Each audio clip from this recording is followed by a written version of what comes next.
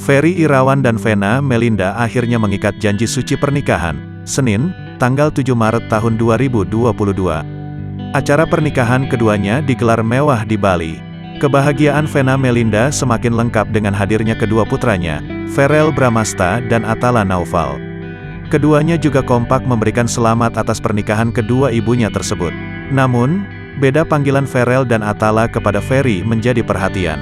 "Selamat Mama dan Om Ferry, semoga Mama bahagia selalu ya. Doa kita selalu menyertai Mama dalam setiap langkah Mama. Love you more than I can say Ma," tulis Verrell lewat akun Instagramnya.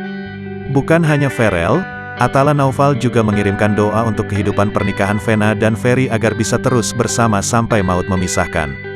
"Alhamdulillah, semoga langgeng terus sampai maut memisahkan. Selamat menjalankan lembaran baru buat Mama Vena dan Papi Ferry," ujar Atala dikutip Selasa, tanggal 8 Maret tahun 2022.